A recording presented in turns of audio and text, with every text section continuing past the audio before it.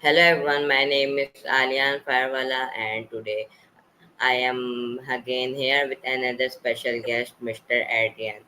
Welcome to this interview with a remarkable individual who are aware his subconscious as a spiritual warrior and a facilitator of love and healing. So, hello Mr. Adrian, how are you? Hello, how are you doing? I'm very well, thank you. That's great. Okay, so first of all, I am very thankful to you for giving me your precious time for the interview. You're welcome. Thank you so much. Okay, so before moving on a question, can you please introduce yourself? Well, as you said, my name's Adrian Taffinder. Most people know me as the subconscious surgeon, and my specialist field is your deep subconscious psychology and what drives us to, in essence, be who we are.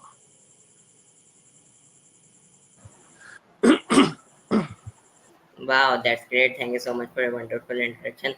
Okay, so my first question in your screen, can you explain what subconscious surgeon in and how you become one? Mm, right.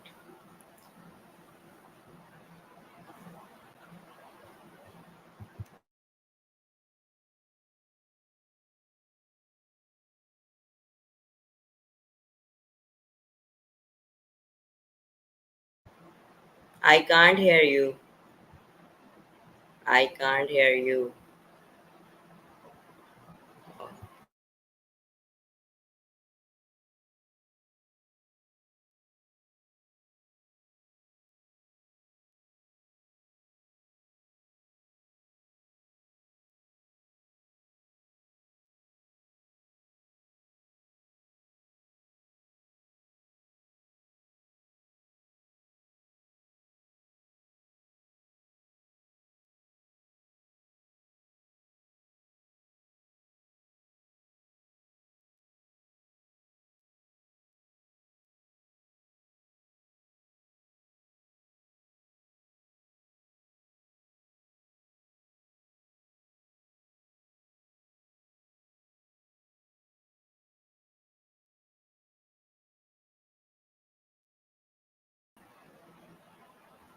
I'm sorry for disconnecting. Okay, sir.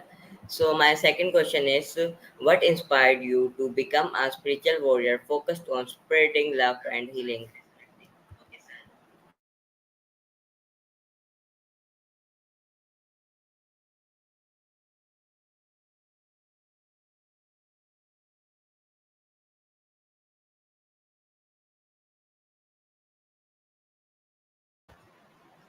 I can't hear you.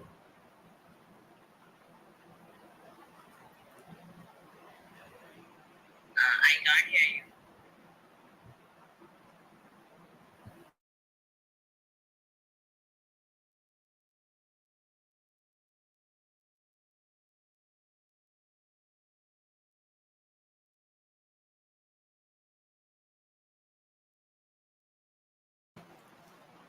Can you join again? I can't hear you. Can you rejoin because I can't hear you? Can you join again? I can't hear you. Can you hear me? Can you rejoin because I can't hear you? I can't. I can't hear you.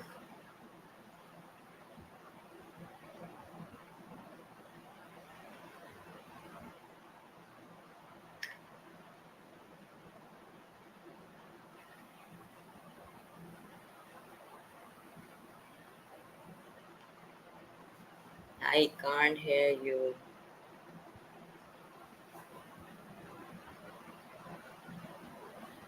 I can't hear you. Can you hear me?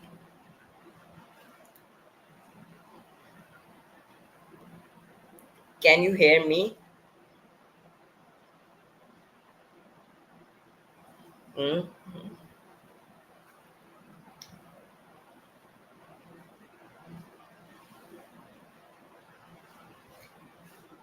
One.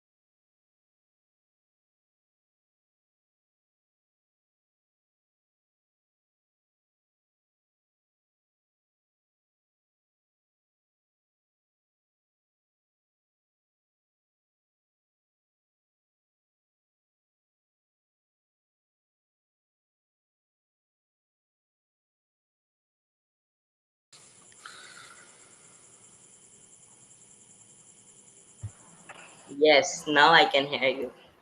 Can you Right. hear me? Yes, I can hear you. Okay, so my question is that I repeat. So, what inspired you to become a spiritual warrior focused on spreading love and healing?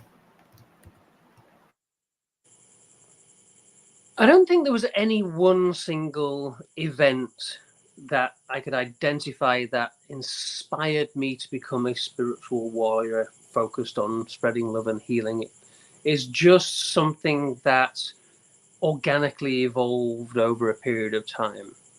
From a very young age, I always questioned, why do I look like this? Why do I talk like this? Why do I act like this?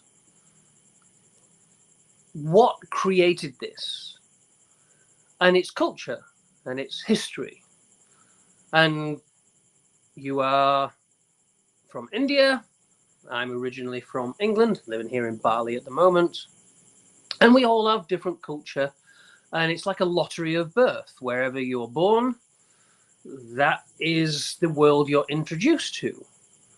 And we take identity in it, but it's ultimately not our identity. It is an assumed, adopted identity from our surroundings,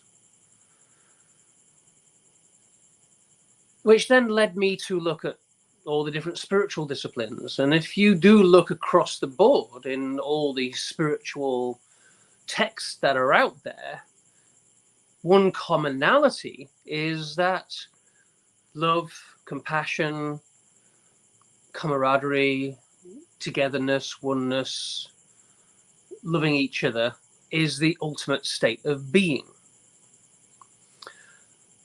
And there's an old phrase, I've forgotten who quoted it, might be Osho or something like that, said if you want to heal the world, first you have to heal yourself. And love heals everything. And if love isn't healing it, give it more love, which is a common narrative and story. And for that reason, I've adopted into that. And a lot of what I do with the subconscious surgery, part of the processing is a statement that I use called the processing statement. And the first part of it is I completely love and accept myself. And the idea is if I can get you to completely love and accept every single thing about you, you will have no insecurities. You'll have no fears. You'll have no worries, which means that you will not be anxious. You'll be grounded. You'll be happy. You will never worry and feel fear. And that's the ultimate state. It isn't about being happy all the time. If you look at Buddhism, there is no good and there is no bad. Everything just is. So our natural state is peace. It's not joy. It's not sadness. These are all emotions. These are all projections of our relationship with what's in front of us. But ultimately, our state should be peace. And if more people can do that, I am pretty sure the world will be a better place.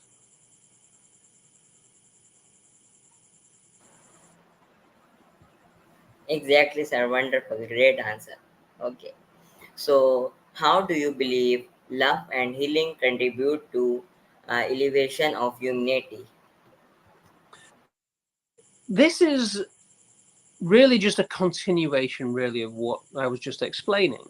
If every scripture that's out there talks about unconditional love and acceptance of other people, and acceptance is you may have different traditions and different ways of eating and preparing your food and different ways of connecting with the divine, whether you call it God, Allah, spirit, universe, whatever. It is just accepting that you're doing exactly the same thing as me. Your intentions are the same as me. All of the religions talk about peace, love, and harmony. So we all want that. It just seems ironic that we all the challenge with religion per se is the people, the extremists, really, the people that say, well, you don't love God how I've been told to love God, so therefore I must hate you. And the irony is that everybody believes all the scriptures, the Quran, Sikhism, Buddhism, Christianity, and everything, all actually subscribe to the same one God, but they, for some crazy reason, pray to that God to help each other in fights against each other. It just doesn't make sense. So we are entering a new age. It's a prophecy that's been held in many spiritual disciplines about the age of compassion, the age of the divine feminine. We're going away from the masculine into the divine feminine. This was the Mayan shift of consciousness. And the divine feminine is all about compassion. It's all about nurturing. It's all about collaboration. The old masculine, which is, the dominant energy before, is all about rule by fear, rule by oppression, rule by the sword, and competition. And it's that which is destroying the planet. So for me, when everybody starts to collaborate and starts to care about each other and look after each other and think about each other, again, the world will be a completely different place to live in.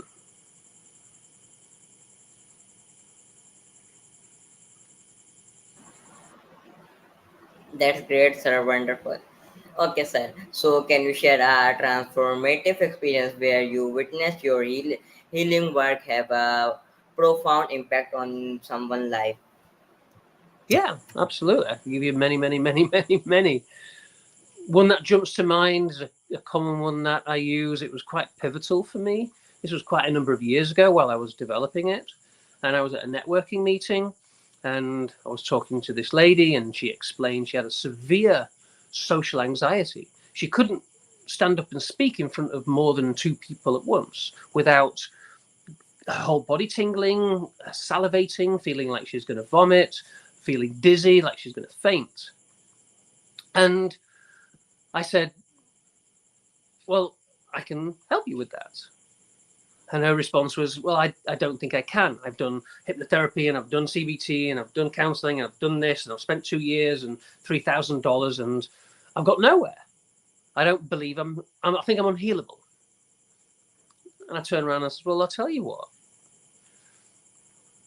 Let's just do it anyway. And if you don't experience any healing, then I won't charge you. Only pay me if you get a result. Nothing to lose. She was like, okay. And it took me 2 1-hour sessions. I worked on that particular belief system. I removed it from her parasympathetic nervous system.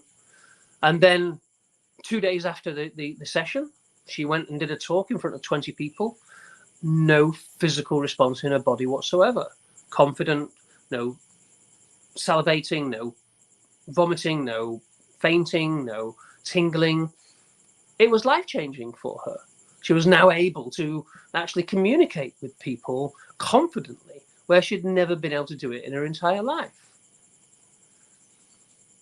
I had a lady who came to me with precancerous cells. This is, again, one that's your emotional and psychological benefit. Another one's a physical. And I've had quite a few of these. 80 to 90% of disease is what we call psychosomatic. Psycho is the mind, soma is the body. Psychosomatic is how the mind affects the body. And 80 to 90% of disease is psychologically related. And I met a lady on my travels, and she had some precancerous cells in her cervix, and it had been tracked for many years. And the doctors had told her that her next appointment in May, it was January at the time, if she came back and the cells had shown the same linear growth that they'd had been done over the last 2 years of tracking these precancerous cells, they said they would have to remove a good proportion of her uterus. And she was mid-20s, so that was a pretty devastating bit of news. So I worked on the psychology that was related to those parts of the body and those types of illnesses. And we processed all those emotions out. We changed certain lifestyle aspects. And then when she went back in May, the precancerous cells, instead of developing, had reduced by over 50%. The doctors were just astounded. They said they couldn't understand what had changed. Nothing had changed, apart from she'd healed all the emotional trauma that was related with the womb. And that's usually psychology is around being a mother and having trauma around mother relationships and things like that. So helping her resolve all those, once she got rid of that out of her system, then her body was able to heal itself because it no longer had that trauma in the system. So that's just a couple of very small examples.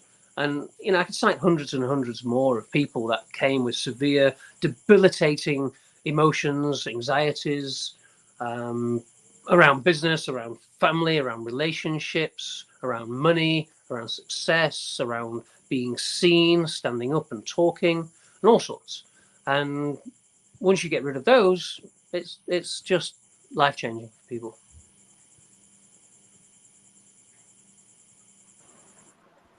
That's great, sir. Really nice. Okay, sir. So, what are some common misconceptions people have about the subconscious mind and how do you address them?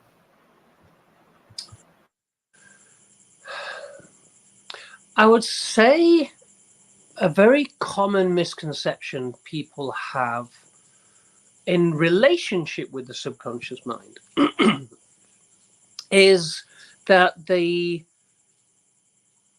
take ownership of behavior. In other words, they have things that they do, they have common traits, ways they operate. And they go, oh, yeah, that's just how I am. That's me. And it's not. It is an adopted and learned behavior from your environment. So it's not you. You are emulating something you observed and learned from your family or friends. So taking ownership of it is thinking it's you, and really the subconscious isn't you. It's learned behaviors. So the biggest misconception people have is that their behaviors is identifies them, and it's not. You have the ability to identify yourself. The way we deal with that is that the subconscious mind is an emotional matrix. It is something that is presented to you as something that's happening. So maybe it's talking on a podcast, maybe it's asking a girl out on a date, maybe it's earning a lot of money or having nice cars or your image. And they've all got a story behind it. I'm not worthy. I'm not tall enough. I'm not handsome enough. I'm not strong enough. You know, I don't earn enough money. Whatever it might be. We've got different relationships with all aspects of our life, and it's a story. And what we've got to do is we have to get rid of or neutralize the emotional content from the story, because it's the emotion which trips us into that level of consciousness. The emotion is a neurochemical response that triggers switches and what we call implicit memories, emotional memories of things that happened, and it becomes an automatic response pattern to behave a certain way. And then we behave a certain way and we take ownership of that because we think that's us, and it's not. So that's one of the biggest misconceptions. And as I say, the best way of doing it and dealing with it and changing and modifying that behavior is to neutralize that emotion. And that's what, in essence, subconscious surgery does. Wonderful, sir. Amazing. Okay. So, can you share some example of you have integrated spiritual into your daily life?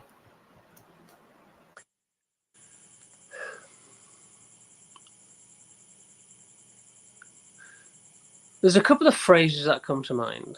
As people say, if you're religious and you only go to church on a Sunday to pray, you're doing it wrong. It's like meditation. People think meditation is spending time doing 15 minutes, sat in a pose with a certain mudra and going on. No. When you master meditation, every moment of every day is a meditation. Meditation is just being completely present right here, right now, how I feel and what's happening around me.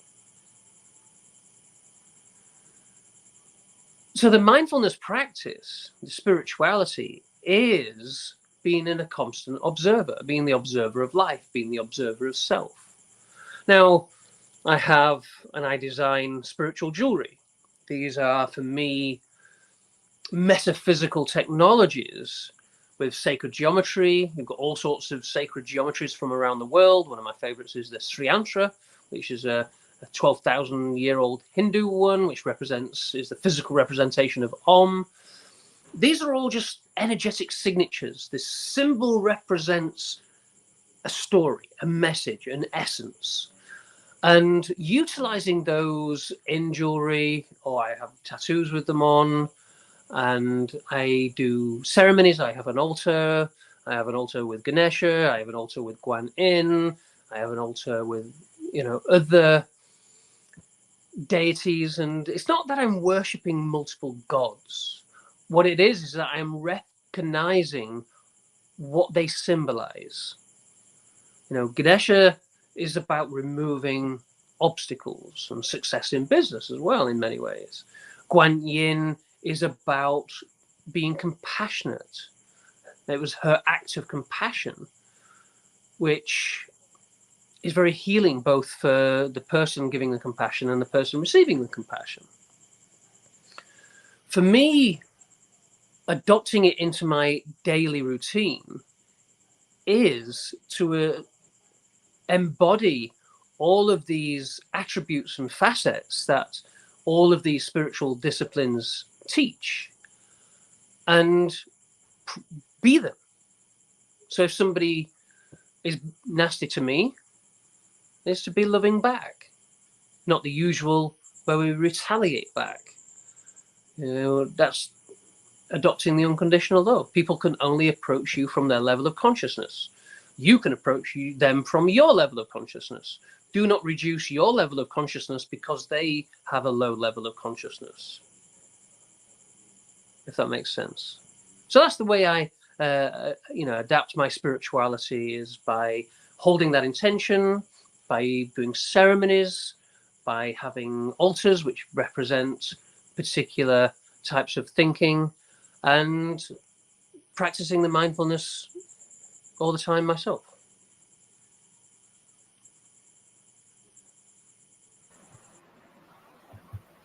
Wonderful, sir. Very nice answer. Great.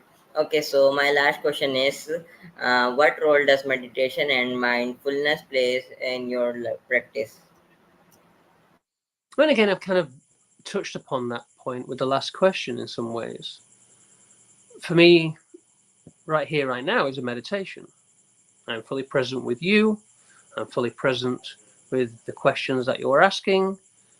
I am being mindful about how I'm going to respond, the type of message and information that I am going to take this opportunity to give. As I say, meditation isn't a designated time of the day and a sitting in a pose and chanting an om or whatever. It is just being your true authentic self, fully present, fully grounded, and in a place of stillness.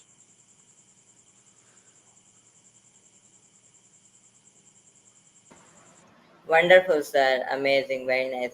Okay, sir. So I am again very thankful to you for giving me your precious and valuable time for the interview. I hope everybody learned something new with your talk, with your speech, and with your experience. Thank you so much, sir. You are most welcome.